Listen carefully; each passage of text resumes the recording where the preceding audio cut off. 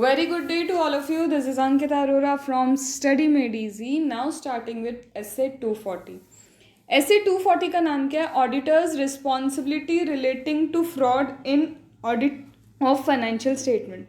जब financial statement का audit हो रहा है, जब क्या हो रहा है, फाइनेंशियल स्टेटमेंट का ऑडिट हो रहा है, तो ऑडिटर को क्या मिलता है? फ्रॉड. तो ऑडिटर की रिस्पॉन्सिबिलिटी क्या है? फ्रॉड से related. Auditor's responsibility related to fraud in audit of financial statement. तो यहाँ पे सबसे पहले स्कोप क्या है? स्कोप बोलता है कि भाई ऑडिटर की रिस्पॉन्सिबिलिटी, फाइनेंशियल स्टेटमेंट जब वो ऑडिट कर रहा है उसको सस्पेक्ट होता है फ्रॉड है, या फिर उसको पता चलता है फ्रॉड है. Either he comes to know that fraud exist और he has a suspect that fraud है. तो उसकी रिस्पॉन्सिबिलिटी क्या होगी? अब देखो यहाँ पे ये 240 है. 240 तो सिर्फ बता रहा है कि ऑडिटर की रिस्पॉन्सिबिलिटी फ्रॉड के लिए क्या होने वाली है. फिर इसका एक्सटेंशन आपको ऐसे 315 में एंड ऐसे 330 में मिलता है. ऐसे 315 क्या है? Identifying assess the risk of material misstatement. Right, identifying and assessing the risk of material misstatement, जो आप एंटिटी और उसके एनवायरनमेंट को देख के समझते हैं. एंड इसी का एक्सटेंशन 240 का एक्सटेंशन आपको ऐसे 330 में मिलता है, जहाँ पे ऑडिटर रिस्पॉन्स देता है उसकी असेस्ड रिस्क को. तो ऑडिटर का response to the assessed risk 330 में. दैट मीन्स ऐसे 240 की बात करूँ अगर मैं, तो 240 हो सकता है किसी क्वेश्चन में होलसोल अलोन आ जाए, लेकिन जहाँ 240 आएगा मुझे ऐसा लगता है 330 या फिर 315 का रेफरेंस तो आना ही है. So this is what the cross linkage of ऐसे कहाँ पे आ सकते हैं. अब ये फ्रॉड से रिलेटेड है. देखो अब ये क्या है? ऐसे हमारा किससे रिलेटेड है? फ्रॉड से रिलेटेड. तो यहाँ पे जब ये ऐसे किसको रिलेट करता है? फ्रॉड को रिलेट करता है. तो यहाँ पे याद करो आप सेक्शन, कौन सा सेक्शन याद करोगे? हमारा सेक्शन कौन सा है? 143 सबसेक्शन 12. 143 सब सेक्शन 12, जिसमें सेंट्रल गवर्नमेंट को रिपोर्ट करना होती है ऑडिटर को फ्रॉड के बारे में. तो इसका मतलब ऐसे 240 के साथ मुझे 143(12) का भी एक रेफरेंस याद रहना चाहिए. ये तो है. साथ में एडिशनल रिस्पॉन्सिबिलिटी कारो भी देता है. कारो है, कारो में क्या है? एडिशनल रिस्पॉन्सिबिलिटी फिर से किस चीज़ के लिए है? अब कारो में सेक्शन 143 सब सेक्शन 11 में कुछ एडिशनल रिस्पॉन्सिबिलिटी है. यही नहीं, जब सपोज करो पर्सन फ्रॉड कमिट कर रहा है तो उसकी पेनल्टी, उसकी पनिशमेंट कहाँ है? सेक्शन 447. सेक्शन 447, हाँ, कंपनीज एक्ट का वही 447 जो वाइंडिंग अप में भी आपको देखने को मिलेगा, इन्वेस्टिगेशन में भी, इंस्पेक्शन इन्वेस्टिगेशन में भी देखने को मिलेगा. और यहाँ पे फ्रॉड है तो यहाँ पे भी आपको 447 मिलेगा. दैट मीन्स कंपनी एक्ट का 447 अगेन इम्पॉर्टेंट है. दैट मीन्स जब हम ऐसे 240 कर रहे हैं तो ऐसे 240 का एक्सटेंशन 330 315 हो सकता है. उसके साथ साथ आपका 143(12), 143(11) एज वेल एज 447, जिसमें क्या दिया है? पनिशमेंट दी है किसके रिस्पेक्ट में? जब क्या है, किसी पर्सन ने फ्रॉड किया है तो अब यहाँ पे बोलते हैं, देखो भाई, मिसस्टेटमेंट जिसकी बात करते हैं, तो फाइनेंशियल स्टेटमेंट में जब मिसस्टेटमेंट होती है, misstatement could be because of fraud, it could B because of error. लेकिन जब ये मिसस्टेटमेंट किससे होती है? फ्रॉड से होती है. तो risk of not detecting the material misstatement due to fraud is higher. Risk of not detecting the material misstatement due to fraud is higher. क्यों? क्योंकि ये इंटेंशनल है. किसी चीज़ को इंटेंशनली अलग तरह से दिखाना, इसे material misstatement due to fraud बोलते हैं. तो एक बार एरर पता ना चले उसके चांसेस कम है, लेकिन फ्रॉड को पता लगाना थोड़ा ज़्यादा क्या है? मुश्किल है.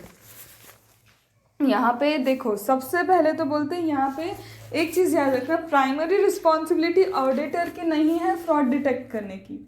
ऑडिटर की कोई प्राइमरी रिस्पॉन्सिबिलिटी नहीं है कि वो फ्रॉड डिटेक्ट करेगा. ये तो प्राइमरी रिस्पॉन्सिबिलिटी मैनेजमेंट की है and those charge with governance की ही है. प्राइमरी रिस्पॉन्सिबिलिटी मैनेजमेंट की है, दोज चार्ज विद गवर्नेंस की है. लेकिन हाँ, ऑडिटर की रिस्पॉन्सिबिलिटी ये है कि ऑडिटर को रीजनेबल एश्योरेंस देना होता है. ऑडिटर को क्या करना होता है? रीजनेबल एश्योरेंस देना होता है. ये कहाँ पढ़ा है हमने? ऐसे 200 में कि ऑडिटर रीजनेबल एश्योरेंस देता है. रीजनेबल मतलब एब्सोल्यूट लेवल ऑफ एश्योरेंस नहीं है, हाई लेवल ऑफ एश्योरेंस है.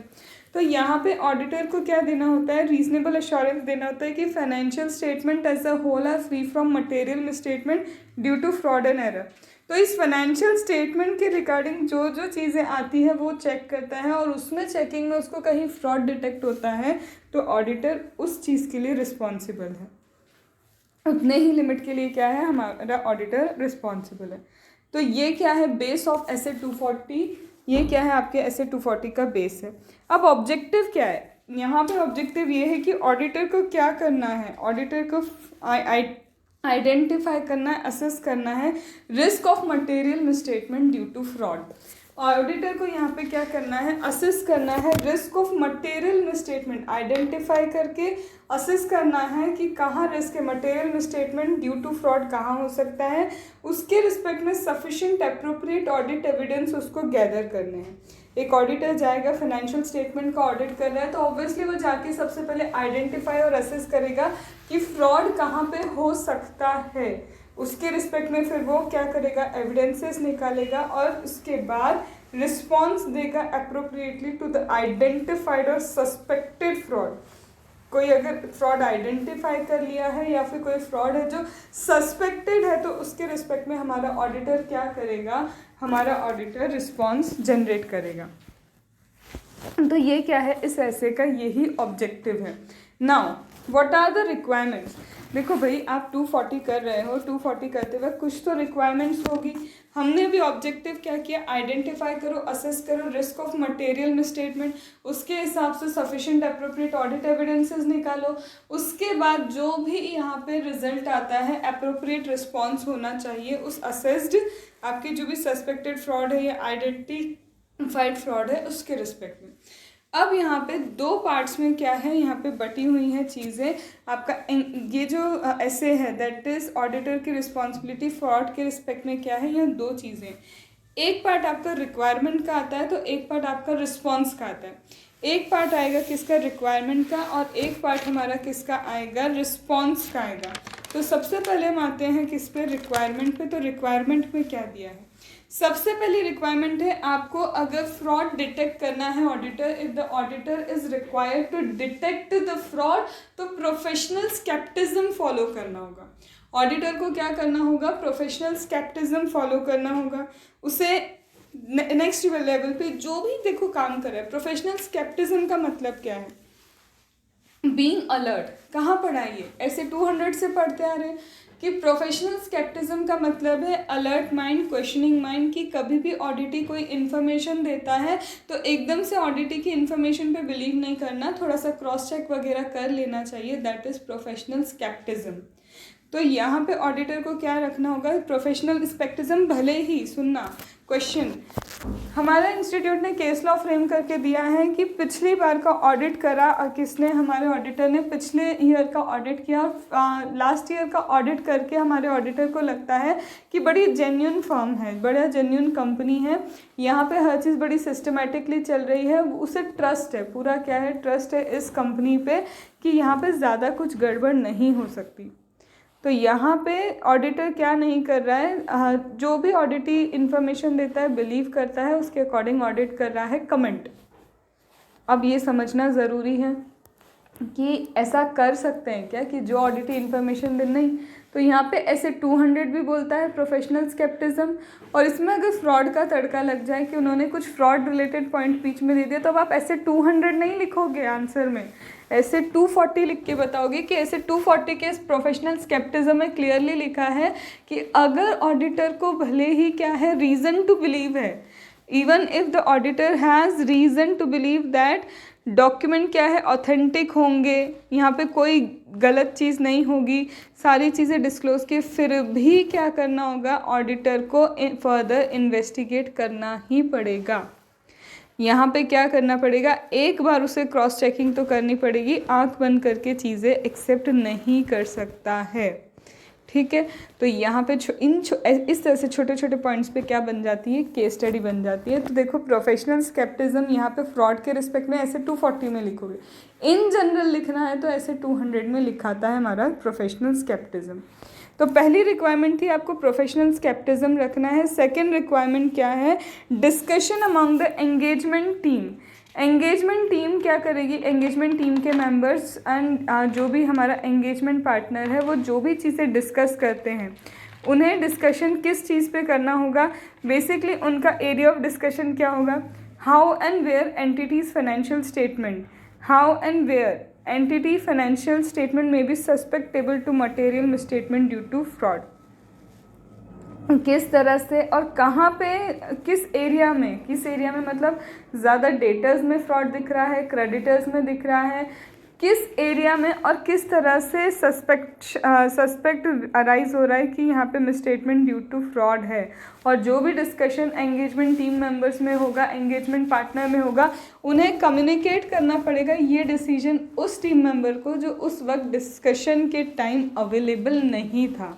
तो यहाँ पे discussion among the engagement team member क्या है कि जो भी discussion partner, engagement partner and engagement team member के बीच में होगा उसे उस टीम मेंबर को कम्युनिकेट ज़रूर करना है जो उस वक्त नहीं था, एज वेल एज इनका फोकस एरिया रहेगा how and where the entity's financial statement may be suspected to material misstatement due to fraud. It might also include how fraud might occur, इसमें ये भी चेक कर सकते कि भाई फ्रॉड हो कैसे सकता है। तो ये सारी चीज़ों पे ये लोग डिस्कशन करेंगे।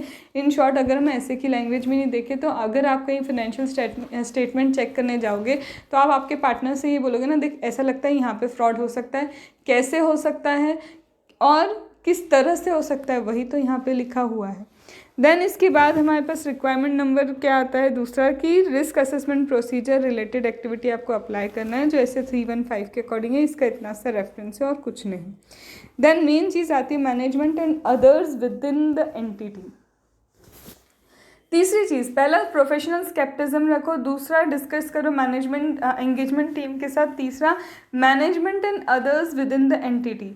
Management and others with in entity, entity में मैनेजमेंट या दूसरे लोगों के साथ भी ऑडिटर को थोड़ा इंक्वायरी कर लेनी चाहिए। तो ऑडिटर को मैनेजमेंट से क्या इंक्वायरी करना है, मैनेजमेंट से पूछेगा nature, extent and frequency of management risk assessment, management कितने टाइम में रिस्क असेसमेंट प्रोसीजर लगा रहा है तो उसका नेचर क्या, एक्सटेंट क्या, फ्रिक्वेंसी क्या, this could be a question. Management से पूछताछ करते वक्त क्या क्या ध्यान रखना चाहिए, management risk assessment procedure, management जो भी रिस्क असेसमेंट का काम करता है तो उसका नेचर, एक्सटेंट एंड फ्रिक्वेंसी क्या है, the nature, extent, frequency of management risk assessment, management risk assessment का नेचर, एक्सटेंट, फ्रिक्वेंसी क्या है। Then management process, then what, management process to identify and respond. देखो एक तो नेचर, एक्सटेंट एंड फ्रिक्वेंसी क्या है रिस्क असेसमेंट की, और मैनेजमेंट की प्रोसेस क्या है आइडेंटिफाई एंड रिस्पॉन्स करने के लिए रिस्क ऑफ फ्रॉड। अगर रिस्क ऑफ फ्रॉड है एंटिटी में दिख गया कि एग्जिस्ट करता है रिस्क ऑफ फ्रॉड, तो ये जो रिस्क ऑफ फ्रॉड है इस रिस्क ऑफ फ्रॉड को कैसे रिस्पॉन्ड करेंगे, इस रिस्क ऑफ फ्रॉड को कैसे आइडेंटिफाई करेंगे, उसके लिए मैनेजमेंट की प्रोसेस क्या है। दो चीज़ें मैनेजमेंट से बातचीत करेगा हमारा auditor, nature, extent and frequency क्या है मैनेजमेंट के रिस्क असेसमेंट की, एंड मैनेजमेंट की प्रोसेस क्या है आइडेंटिफाई एंड रिस्पॉन्ड करने के लिए fraud, risk of fraud. Then management का कम्युनिकेशन किससे, मैनेजमेंट का communication those charged with governance से अगर कुछ हुआ है in relation to identifying responding the risk of fraud, या फिर एम्प्लॉय से जो कम्युनिकेशन हुआ है मैनेजमेंट का about what, about the ethical behaviour, about the business practice. कहीं एम्प्लॉय से कोई कम्युनिकेशन तो नहीं हुआ है, employee management communication to employee about the business practice, ethical behaviour कि ऐसा मत करो, ये काम क्यों करो। भाई मैनेजमेंट बार बार जाके एथिक्स सिखा रहा है तो इतना एथिक्स सिखाने की ज़रूरत क्यों पड़ रही है, कहीं फ्रॉड तो नहीं था।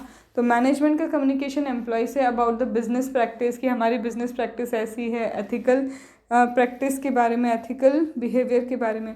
मैनेजमेंट TCWG से कम्युनिकेट अगर इन केस करता है किसके बारे में, identifying responding to the risk of fraud, वो इंक्वायर करेगा क्या हमारा ऑडिटर इंक्वायर करेगा मैनेजमेंट की प्रोसेस क्या है आइडेंटिफाई रिस्पॉन्स करने के लिए risk of fraud, and management का असेसमेंट ऑफ रिस्क, मैनेजमेंट का क्या रिस्क असेसमेंट किससे रिलेटेड, मैनेजमेंट का रिस्क असेसमेंट प्रोसीजर, उसका nature, timing and extent, frequency क्या है। ये तीन चीज़ हो गई। प्रोफेशनल स्केप्टिज्म रिक्वायर्ड है, discussion with वूम, discussion engagement team का as well as management and within entity भी क्या करना पड़ता है, इंक्वायर करना पड़ता है ऑडिटर को. This is required. Now requirement number 4, कहीं अनयूजुअल अनएक्सपेक्टेड क्या हुए होंगे, रिलेशन आइडेंटिफाई किए. हमारे ऑडिटर ने अनयूजुअल अनएक्सपेक्टेड क्या किए हैं, आइडेंटिफाई की हैं चीज़ें, आइडेंटिफाई किए. अनयूजुअल अनएक्सपेक्टेड ट्रांजैक्शन हो सकता है, मैटर हो सकता है. ऑडिटर को इसे रिवैल्यूएट करना होगा. ऑडिटर को क्या करना होगा, इसे फिर से इवैल्यूएट करना होगा. तो ये हो गई 4 requirement. Requirement number 5, evaluation of fraud risk factor. Evaluation of fraud risk factor. ये फ्रॉड रिस्क फैक्टर क्या है, फ्रॉड रिस्क फैक्टर का मतलब कंडीशन और event that indicate an incentive और pressure to commit the fraud. ऐसी कोई कंडीशन, ऐसा कोई इवेंट, ऐसी कोई कंडीशन या इवेंट जो आप पे प्रेशर डाल रहे हैं या फिर आपको इंसेंटिव दिख रहा है कि हम क्या कर सकते हैं, हमको अपॉर्चुनिटी दिख रहा है कि क्या कर सकते हैं, फ्रॉड कर सकते हैं. तो ऐसी कोई कंडीशन इवेंट जिसमें इंडिकेट हो रहा है कि प्रेशर टू कमिट फ्रॉड है या इंसेंटिव टू कमिट फ्रॉड है या फिर अपॉर्चुनिटी खुद प्रोवाइड की जा रही है कि फ्रॉड कमिट करे, that is known as fraud risk factor. Fraud होने के चांसेस कहाँ कैसे हो सकते हैं, किन सर्कमस्टेंस में हो सकते हैं, फ्रॉड रिस्क फैक्टर. ज़रूरी नहीं है फ्रॉड रिस्क फैक्टर होगा तो इसका मतलब फ्रॉड हो ही रहा है. इट इज़ नॉट नेसेसरी कि फ्रॉड रिस्क फैक्टर होने का मतलब ये है कि फ्रॉड भी हो रहा है.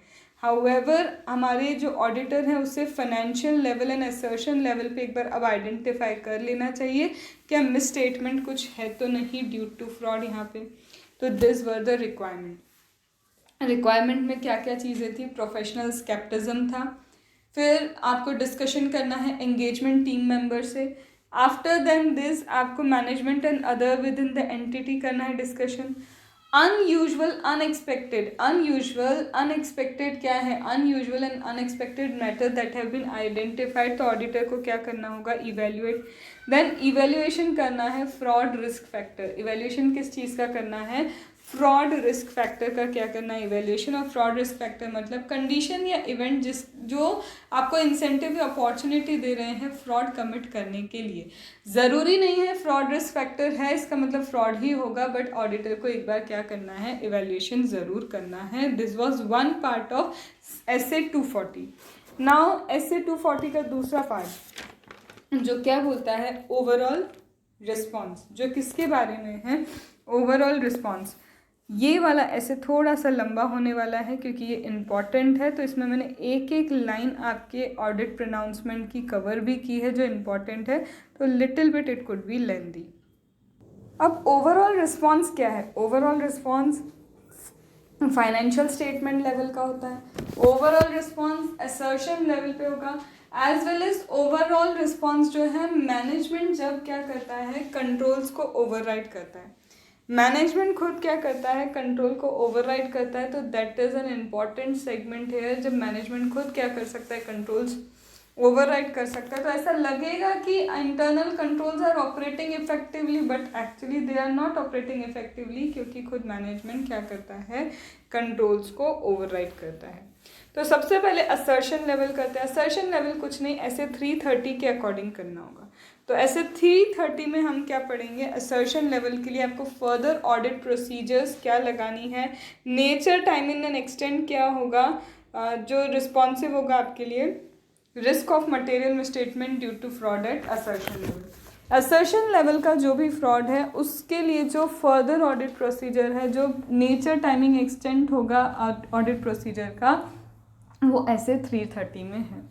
नाउ फाइनेंशियल स्टेटमेंट लेवल पे, फाइनेंशियल स्टेटमेंट लेवल पे बोलते हैं सबसे पहले आपको क्या करना होगा, ऑडिटर को क्या करना है, ओवरऑल रिस्पॉन्स जो होगा ऑडिटर का उसमें क्या होना चाहिए. सबसे पहले assign and supervise the person taking the account of knowledge, skills and ability of individual to be given significant engagement responsibility.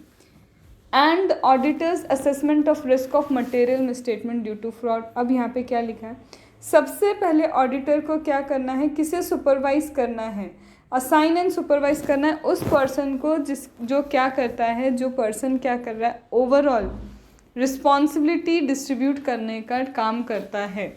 तो यहाँ पे असाइन एंड सुपरवाइज करना है किसको, असाइन सुपरवाइज करना है पर्सनल जिसके पास जो क्या है अकाउंटेबिलिटी लेता है कि वो सिग्निफिकेंट रिस्पॉन्सिबिलिटीज़ को क्या करेगा, डिस्ट्रीब्यूट करेगा। जिन जिन लोगों में वो बांटता है तो उस इंसान को भी एक बार क्या करना होगा, आपको असाइन और उसको सुपरवाइज करना होगा ऑडिटर को। इससे क्या होगा भाई, जो मेन हेड है वो कौन से रिस्पॉन्सिबिलिटी क्या किसको बांट रहा है वो अगर आप देखोगे तो that will also be relevant for financial statement level. Then evaluate करना किस चीज़ को, selection application of accounting policy, accounting policy कैसे सिलेक्ट होती है और सिलेक्ट होने के बाद application of the accounting policy that relates to complex transaction. Complex transaction जो होते हैं, कॉम्प्लेक्स ट्रांजैक्शन में selection application of accounting policy कैसे होता है, कॉम्प्लेक्स ट्रांजैक्शन में selection as well as application, selection as well as what application of accounting policy कैसे होता है। एंड इसमें जो भी कॉम्प्लेक्स है कहीं कुछ फ्रॉडलेंट फाइनेंशियल रिपोर्टिंग का इंडिकेशन तो नहीं है, कहीं ऐसा तो नहीं दिख रहा कि मैनेजमेंट किसी अर्निंग को क्या करना है, मैनेज करने की कोशिश कर रहा है, management efforts to manage the earning, ऐसा कुछ तो नहीं दिख रहा। तो पहले तो जो पर्सन क्या करता है उसे असाइन और क्या करना है, सुपरवाइज करना है, जो पर्सन रिस्पॉन्सिबिलिटी लेता है, अकाउंटेबिलिटी लेता है डिस्ट्रीब्यूशन ऑफ द रिस्पॉन्सिबिलिटी की। फिर अकाउंटिंग पॉलिसी कैसे सिलेक्ट होती है, अप्लाई होती है टू द कॉम्प्लेक्स ट्रांजैक्शन, कहीं फ्रॉडलेंट रिपोर्टिंग की कोई इंडिकेशन तो नहीं है। Then incorporate elements of unpredictability in selection of nature, timing, extent of audit procedure. यहाँ पे हमारे ऑडिटर को क्या करना होगा, अनप्रिडिक्टेबिलिटी भी एक एलिमेंट ऑफ अनप्रिडिक्टेबिलिटी कि हम प्रिडिक्ट नहीं कर पाएंगे, nature, timing and extent of audit procedure ऐसा है। तो incorporate the element of unpredictability, क्या अनप्रिडिक्टेबिलिटी है उसके बेसिस पे क्या हो सकता है, तो we have to incorporate what an element of unpredictability in nature, timing, extent of what audit procedure. तो ये तीन चीज़ें क्या हैं, फाइनेंशियल लेवल पे आपको ये तीन चीज़ें क्या करनी होती है, देखनी होती है। अब अनप्रिडिक्टेबिलिटी जैसे मैम बोला उसका मतलब क्या है, unpredictability in selection of audit procedure मतलब आज हमने ये सैंपल लिया कल हमें दूसरा सैंपल लेना पड़ेगा, हो सकता है ना। तो nature, timing, extent of audit procedure ये है, मतलब हम नहीं बता सकते, इसमें भी अनप्रिडिक्टेबिलिटी हो सकती है कि आज हमें लग रहा है कि हमें ये सैंपल लेना चाहिए, कल हमें दूसरा लग जाए, उसको भी लेना पड़ सकता है। तो अनप्रिडिक्टेबिलिटी का एक एलिमेंट भी क्या करना है, इनकॉर्पोरेट करना होगा। तो incorporate the element of unpredictability in selection of the nature, timing, extent of the audit procedure. तो असर्शन लेवल हो गया, फाइनेंशियल लेवल, फाइनेंशियल लेवल पे असाइन एंड सुपरवाइज करना है, सिलेक्शन देखना है अकाउंटिंग पॉलिसी का, उसकी एप्लीकेशन देखना है, एंड अनप्रिडिक्टेबिलिटी का एलिमेंट क्या करना है, इनकॉर्पोरेट करना होगा। अब इसके बाद क्या आता है हमारा फिर से रिस्पॉन्स किस चीज़ के लिए, मैनेजमेंट क्या कर रहा है, कंट्रोल्स को ओवरराइड कर रहा है। मैनेजमेंट क्या कर रहा है, कंट्रोल्स को ओवरराइड कर रहा है। This has been something important. तो यहाँ पे मैनेजमेंट देखो, मैनेजमेंट तो मैनिपुलेट कर सकता है अकाउंटिंग रिकॉर्ड, वो फ्रॉडलेंट फाइनेंशियल स्टेटमेंट प्रिपेयर कर सकता है, कैसे, कंट्रोल्स को ओवरराइड करके। तो ऑडिटर को सबसे पहले यहाँ पे क्या करना होगा, डिज़ाइन परफॉर्म करनी होगी कुछ ऑडिट प्रोसीजर, जिसमें वो टेस्ट करेंगे कुछ जर्नल एंट्री जो आपने जर्नल लेजर में की है और कुछ एडजस्टमेंट जो फाइनेंशियल स्टेटमेंट में है। तो टेस्ट अप्रोप्रिएटनेस ऑफ, यहाँ पे अप्रोप्रिएटनेस चेक करेगा ऑडिटर, किस चीज़ की अप्रोप्रिएटनेस चेक करेगा, तो वो अप्रोप्रिएटनेस चेक करेगा सबसे पहले जर्नल एंट्री जो जर्नल लेजर में की है, as well as other adjustment जो फाइनेंशियल स्टेटमेंट में है। फाइनेंशियल स्टेटमेंट में जो अदर एडजस्टमेंट है उससे भी क्या करेगा, एक बार इवेल्युएट करेगा। इसके लिए ऑडिटर को इंक्वायरी करनी होगी इंडिविजुअल से जो फाइनेंशियल रिपोर्टिंग की प्रोसेस में इन्वॉल्व हैं, अगर उसको इनअप्रोप्रिएट या अनयूजुअल जर्नल एंट्री या अदर एडजस्टमेंट दिखते हैं। हमारे ऑडिटर को क्या दिखा, कुछ अनयूजुअल या फिर इनअप्रोप्रिएट क्या दिखी, जर्नल एंट्री एडजस्टमेंट दिखी, तो वो उस पर्सन से जो अकाउंटेबल है इस फाइनेंशियल रिपोर्टिंग के लिए उससे बात करेगा। सिलेक्ट करेगा journal entry adjustment at the end of the reporting period के एंड में सिलेक्ट करेगा, या फिर वो क्या कर सकता है, journal entry at the adjustment through out the period भी क्या कर सकता है, टेस्ट कर सकता है। तो सबसे पहले यहाँ पे अगर मैनेजमेंट ओवरराइड करता है कंट्रोल, तो यहाँ पे क्या चेक करो, यहाँ पे चेक करो जर्नल एंट्री, अदर एडजस्टमेंट। अगर कुछ इनअप्रोप्रिएट अनयूजुअल मिलता है तो उस इंडिविजुअल से एक बार कांटेक्ट करेगा ऑडिटर, उससे इंक्वायर करेगा।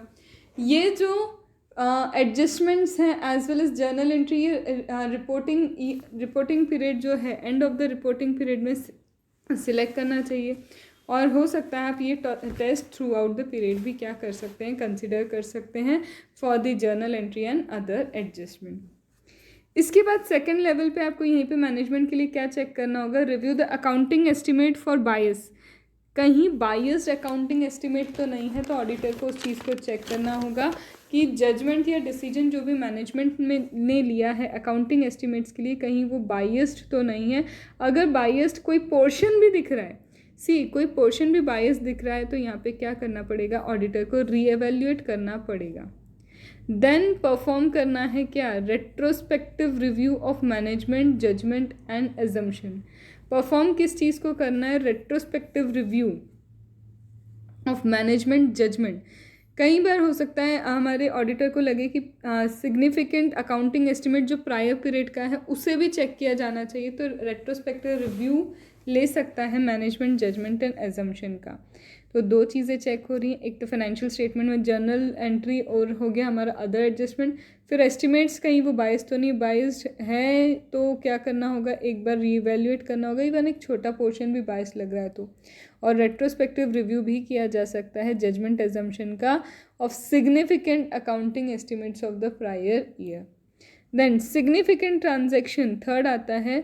अगर outside normal course of the business कोई ट्रांजैक्शन है, outside normal course of the business क्या है, कोई ट्रांजैक्शन है, तो कोई भी सिग्निफिकेंट ट्रांजैक्शन अगर outside the normal course of the business है, तो यहाँ पे अगर वो सिग्निफिकेंट ट्रांजैक्शन अनयूजुअल है, ऑडिटर को जिसका एंटिटी या एनवायरनमेंट के बारे में पता उससे कुछ अलग ही जा रहा है वो सिग्निफिकेंट ट्रांजैक्शन, तो बिजनेस के रैशनल के बेसिस पे एक बार देखो कहीं फ्रॉडलेंट रिपोर्टिंग तो सजेस्ट नहीं कर रहा है, ये मिस अप्रोप्रिएशन ऑफ असेट तो सजेस्ट नहीं कर रहा। अगर ऐसा है तो यहाँ पे क्या करना होगा, अकॉर्डिंगली हमारे ऑडिटर को क्या करना होगा, रिपोर्ट करना होगा। तो this is the segment that is very important कि रिस्पॉन्स कैसे होगा, असर्शन लेवल पे, फाइनेंशियल लेवल पे, एंड मैनेजमेंट जब कंट्रोल्स को ओवरराइड करता है तब। नाउ सपोज करो इतना सब देख के ऑडिटर को लगता है कि हम एंगेजमेंट कंटिन्यू नहीं कर पाएंगे, तो सबसे पहले ऑडिटर चेक करेगा क्या प्रोफेशनली या लीगल रिस्पॉन्सिबिलिटी है हमारे ऑडिटर की, किस चीज़ के लिए, कि वो पर्सन जिसने उसे अपॉइंट किया है या फिर कोई रेगुलेटरी अथॉरिटी उसे क्या करना होगा, बताना होगा।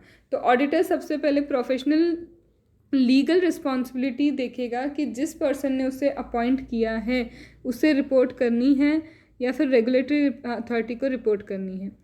जहाँ पे ऑडिटर को लगता है कि उसे तो विड्रॉ ही कर लेना चाहिए, तो लीगली क्या परमिटेड है विड्रॉल, और अगर विड्रॉल लीगली परमिटेड है, अगर क्या है विड्रॉल लीगली परमिटेड है, तो मैनेजमेंट या TCWG से डिस्कस करेंगे रीज़न अबाउट द विड्रॉल, और प्रोफेशनल लीगल रिक्वायरमेंट जो है उसको भी क्या करेगा, वो प्रोफेशनली लीगली उसकी जो रिक्वायरमेंट है कि उसे क्या करना है, जिस पर्सन ने अपॉइंट किया उसको रिपोर्ट देनी होगी, रेगुलेटरी अथॉरिटी को अगर रिपोर्ट देना है तो उन्हें रिपोर्ट देनी होगी along with the reason for withdrawal.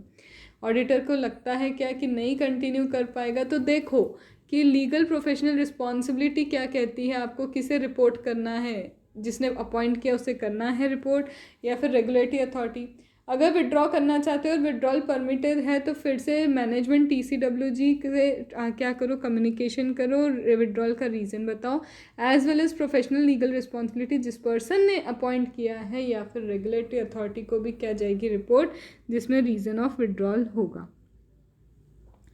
इस पूरे केस में जैसा मैंने बोला मैनेजमेंट की रिस्पॉन्सिबिलिटी है, भाई मैनेजमेंट की रिस्पॉन्सिबिलिटी है कि वो फ्रॉड को बचा के चलेगी। ऑडिटर तो सिर्फ फाइनेंशियल स्टेटमेंट के फ्रॉड चेक करेंगे, तो यहाँ पे मैनेजमेंट की रिस्पॉन्सिबिलिटी में ऑडिटर को क्या करना है, एक रिप्रेजेंटेशन ले लेना चाहिए, रिटर्न रिप्रेजेंटेशन मैनेजमेंट या TCWG से। यहाँ पे ऑडिटर को मैनेजमेंट या फिर TCWG से एक रिटर्न रिप्रेजेंटेशन लेना चाहिए कि आप अपनी रिस्पॉन्सिबिलिटी मानते हैं कि development, implementation, management, maintenance, development, dim जिसको मैं बोलती हूँ, development, implementation, maintenance, internal control का आपकी रिस्पॉन्सिबिलिटी है। अगर आपने risk management assessment of risk किया है, उसके जो भी रिजल्ट है आपको ऑडिटर को डिस्क्लोज करने हैं।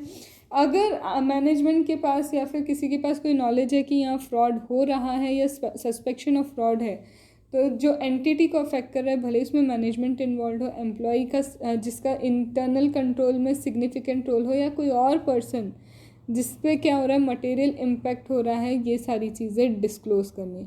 सबसे पहले इंटरनल कंट्रोल्स की रिस्पॉन्सिबिलिटी उसे डेवलप, इम्प्लीमेंट, मेंटेन करने की किसके पास है? वो मैनेजमेंट की है। मैनेजमेंट को क्या करना होगा? मैनेजमेंट असेसमेंट ऑफ रिस्क करने के बाद जो भी रिजल्ट आता है ऑडिटर को देना होगा। ऑडिटर यहाँ पे डिस्क्लोज करना है ऑडिटर को knowledge of the fraud and suspected fraud. Knowledge, अगर हमारे यहाँ पे हमारी एंटिटी को कुछ नॉलेज है कि भाई ये चीज़ें हमारी एंटिटी को अफेक्ट करेंगी, ये फ्रॉड के कारण हो रहा है, जिसमें भले ही फिर मैनेजमेंट इन्वॉल्व हो, सिग्निफिकेंट इंटरनल कंट्रोल में जिसकी रिस्पॉन्सिबिलिटी है वो एम्प्लॉय इन्वॉल्व हो, या फिर कोई और पर्सन जिसको क्या हो रहा है फ्रॉड हैज़ मटेरियल इम्पैक्ट, ये लोग क्या करेंगे? डिस्क्लोज करेंगे। इनफैक्ट यहाँ पे ऑडिटर को ये भी डिस्क्लोज करके बताना होगा, अगर किसी एम्प्लॉय या फॉर्मर एम्प्लॉय या रेगुलेटर ने एलिगेशन लगाए हैं फ्रॉड के एलिगेशन किसी पर्सन पे लगाएं, तो ऑडिटर को वो चीज़ें भी क्या होगी? कम्युनिकेट करनी होगी। तो ऑडिटर को कम्युनिकेट करना एलिगेशंस अगर किसी एम्प्लॉय, फॉर्मर एम्प्लॉय, एनालिस्ट या रेगुलेटर ने लगाए हैं, खुद हमारी मैनेजमेंट को पता है कि ये फ्रॉड या सस्पेक्टेड फ्रॉड है जिसमें मैनेजमेंट इन्वॉल्व है, एम्प्लॉय हो सकता है या फिर अदर पर्सन। डिम की रिस्पॉन्स इंटरनल कंट्रोल की जो डेवलपमेंट, इम्प्लीमेंटेशन, मेंटेनेंस की रिस्पॉन्सिबिलिटी है वो किसकी है? हमारे मैनेजमेंट की है। और मैनेजमेंट को क्या करना है? मैनेजमेंट रिस्क असेसमेंट प्रोसीजर होने के बाद, रिस्क असेसमेंट होने के बाद रिजल्ट ऑडिटर को ज़रूर बताने होंगे। अब इसके बाद क्या बोलते हैं, इसमें बोला है कि TCWG को कब कम्युनिकेट करना है? टाइमली बेसिस पे TCWG को कम्युनिकेट करना है अगर ये पता चलता है कि ये फ्रॉड में खुद मैनेजमेंट या एम्प्लॉय क्या है सिग्निफिकेंट, जिसका रोल इंटरनल कंट्रोल्स में है, वो इन्वॉल्व है। तो यहाँ पे क्या करना होगा? TCWG को क्या जाना चाहिए? कम्युनिकेशन जाना चाहिए। तो यहाँ कम्युनिकेशन किसको जाएगा? TCWG। So this was all about SA 240। 240 response में बटा है, 240 रिक्वायरमेंट में बटा है। रिस्पॉन्स में मैनेजमेंट ओवरराइड करता है किसको? कंट्रोल्स को, वो पार्ट इम्पॉर्टेंट है। फिर इसके बाद हमारा अगर हम आते हैं रिक्वायरमेंट में, तो ओवरऑल एक आपको टॉपिक ही है रिक्वायरमेंट, जिसमें प्रोफेशनल स्केप्टिज्म आपने देखा मेरे साथ। फिर उसके बाद प्रोफेशनल स्केप्टिज्म के बाद डिस्कशन एंगेजमेंट टीम का, रिस्क असेसमेंट प्रोसीजर। देन इसके बाद हमारा आता है क्या? रिस्पॉन्स टू द रिस्क हो गया, कम्युनिकेशन हो गया मैनेजमेंट TCWG को, डॉक्यूमेंटेशन आता है उसमें, मैनेजमेंट का रिप्रेजेंटेशन आता है। तो वो सारी की सारी चीज़ें जो हमने लर्न की थी वो सारी क्या है? उसी के अंदर इनकॉर्पोरेट होती है। तो hope 240 is very clear to you. एक बार 2 बार सुनो, पहली बार भली 1 की स्पीड पे सुनो, नेक्स्ट टाइम 1.5, ईजीली याद होगा। ठीक है? So all the best.